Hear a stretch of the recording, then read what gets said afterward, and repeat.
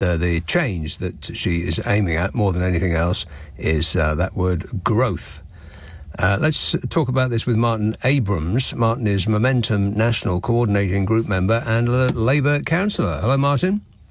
Hello there, good evening. Yes, good evening. Can you recall any budget getting this much hand-wringing from the press before it's even been delivered?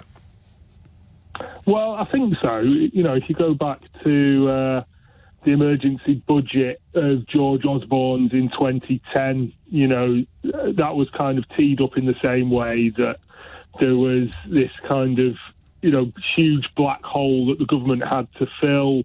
And then they came at it with, you know, a period of austerity, 14 years of austerity that has basically brought the country to its absolute knees. So I don't think this is out of the ordinary. What is new is that we've not had a Labour government deliver a budget in the best part of 2 decades. So there is an increasing amount of scrutiny in that respect.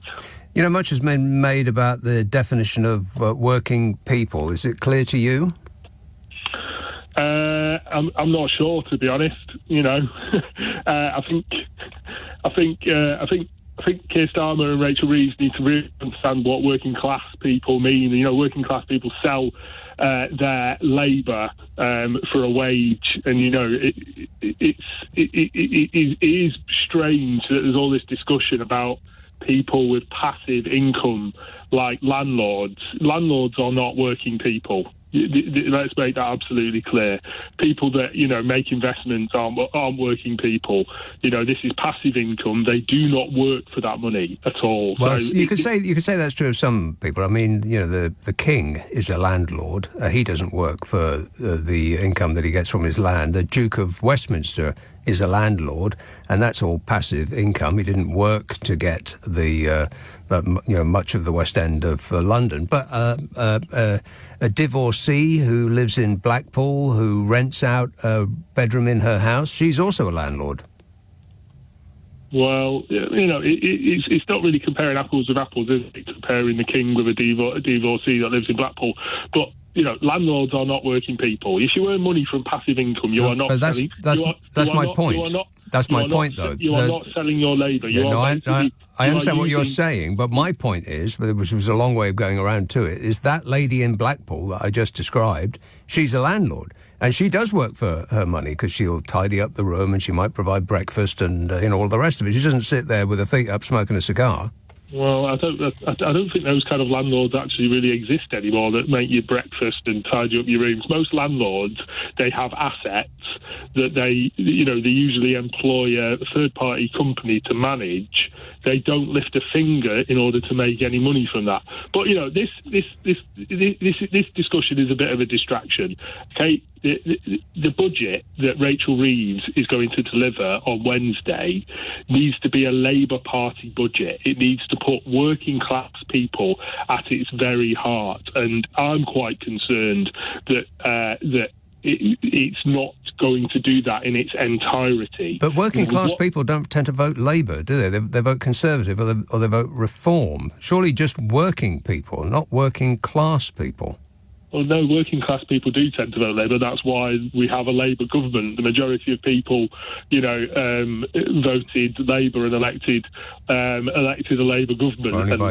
Only by a tiny number. I think the majority over the last, let's say, 14 years, most what you call working class people, the poorest among us, voted Conservative. But anyway, let's not get bogged down in that. But you really think that it should be concentrating on working class, as in poorer people, not the middle class, which is surely most of us. Well, listen, over the past 14 years, this country has been decimated by a poorer government that has basically made the rich richer, and we've seen a ridiculous increase in wealth of the richest people in this country. At the moment, but that's not the middle class, the richest 350 individuals and families hold a combined total wealth of 795 billion. Right. That is a sum larger than the annual gross domestic product of Poland. Well, you'll get an argument from me about any of that, but that's not really what we're talking about. You're differentiating working class class people from middle class people who also go out to work. Middle class people aren't rich.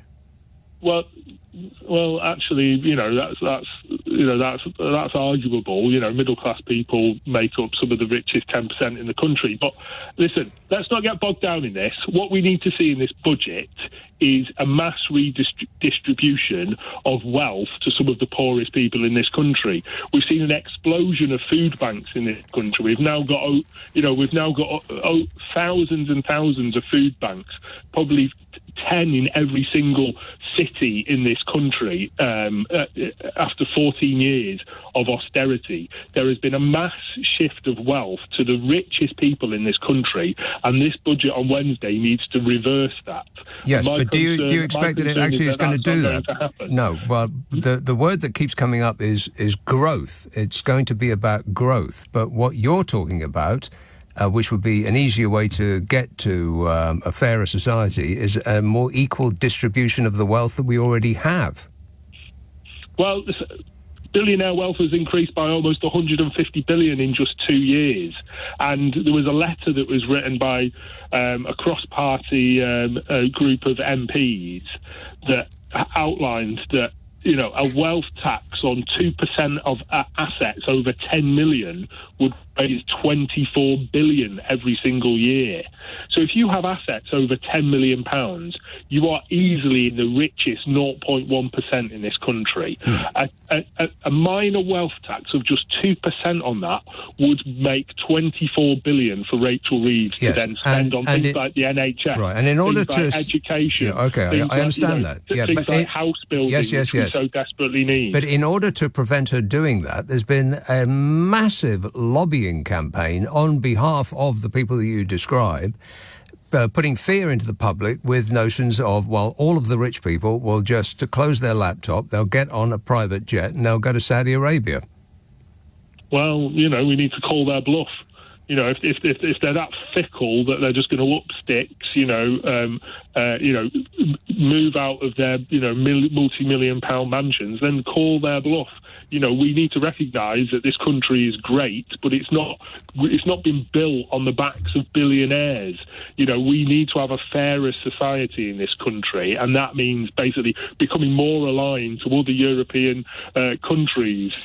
Social democratic countries in Scandinavia have things like wealth taxes, and they have significant numbers of millionaires and billionaires in those countries as well. So there's this fear mongering that we're going to spook off the wealth creators. But let's be clear, the billionaires and the millionaires are not the wealth creators. The wealth creators are the working class that basically work, get up at the small hours every single day and go and work tirelessly to basically build up the economy of this country, not the millionaires and the billionaires.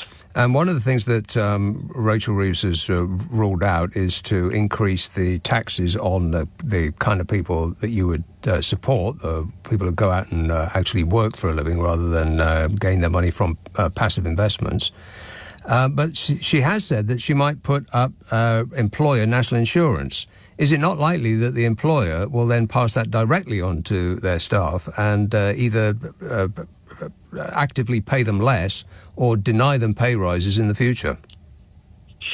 Well, quite possibly, and the concern is that will hit more medium and small businesses much harder. As you mentioned in the introduction, I'm a local councillor in London, and there's a real issue with our high streets at the moment, and it is a concern that businesses on the high streets are going to be hit by these increases, but.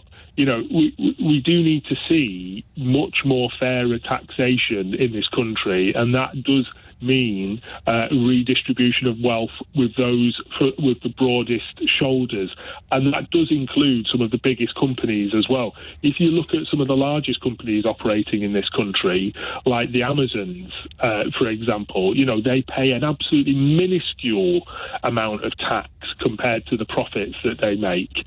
So, levying more taxes on those large employers is absolutely the right thing to do. Yeah, it probably won't happen, though, because it's one of the things that this country does for a living. I think something like 7 out of the 10 top tax havens on earth have the Union Jack fluttering atop the government buildings.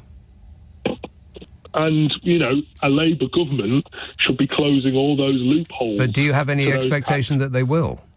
Well, to be perfectly honest, no, I don't at this moment in time. But, that's for people within the Labour Party, Labour Party members like myself and Labour MPs to work on that from the inside and to keep putting pressure on the government to make those changes and recognise that this is a once-in-a-generation opportunity. We do not have Labour governments that often, and we cannot lose this opportunity to make our society fairer and to make sure that the poorest in our society get a fair deal.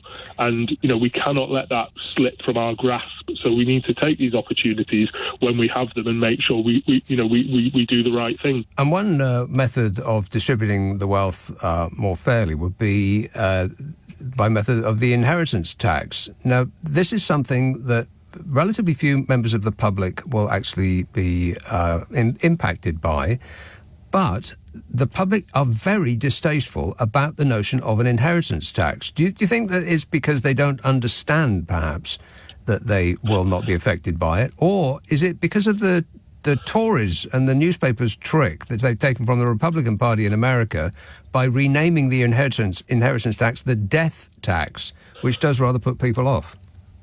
Well, yeah. I mean, you've got to understand who runs our media in this country. Some of the richest people in the UK run the majority of our newspapers, and they're obviously going to be impacted by inheritance taxes at some point. But only 4% of estates in this country, 4%, the richest estates in this country are subject to any kind of inheritance tax. So, it is complete scaremongering, and this is what the Labour Party have to do. They have to cut through this scaremongering by establishment media that only have their self-interests at heart, and they need to be absolutely crystal clear that we need a fairer taxation system to ensure that wealth is redistributed in this country, because for too long now the rich have got richer, the poor have got poorer, and we can see what's going on in our society. Our public services are absolutely crumbling. Our NHS is on its knees. We've got a housing emergency. Never mind a housing crisis. We've got a housing emergency in this country, and we need to take really urgent action to make sure that we can reverse that decline as quickly as possible. Now, what do you make of the tone of the government so far? Because they're forever saying phrases like difficult decisions must be made. It's going to be tough. Are they pulling that old trick of piling on the bad news now to give themselves the opportunity to hand out prizes this week, or do you expect it to actually be as bad as they're suggesting? Well, I don't understand the sort of strategy, the media strategy that the Labour government have been following since the election. It's been over 100 days now, and they started off with this really sort of gloomy, doom-laden outlook. And if you're basically talking about the economy, and the only strategy that you've got is economic growth to kind of rebuild our public services, if the first thing you do is then talk down the economy, you're going to hit that kind of economic confidence that people are going to have. To build the economy, you need to put money in people's pockets, and you need to give them the confidence that that's going to keep happening, and the economy is going to flourish and bolster. If you're going to be But putting money in people's pockets is sounds like giving them a tax break. You can't have good public services and pay less tax, surely. Well, you could just pay people more. Right. But that's out with the government's control, though, surely. It's not, no, because they decide minimum wage standards. Right. Okay. They decide. We've just seen the Employment Rights Bill going through its first stages in Parliament. So these are positive measures. I mean, listen, the Labour Party has implemented some very positive things in its first 100 days, and we need to recognise that. Zero credit for it so far. Yeah, Martin. Just because the time has run away from me, I'm going to have to leave it there. But I appreciate your time. Thanks so much for that, Martin Abrams, Momentum National Coordinating Group member and Labour councillor. So, what you've heard so far, what do you think we are about to get? What about the direction of the government?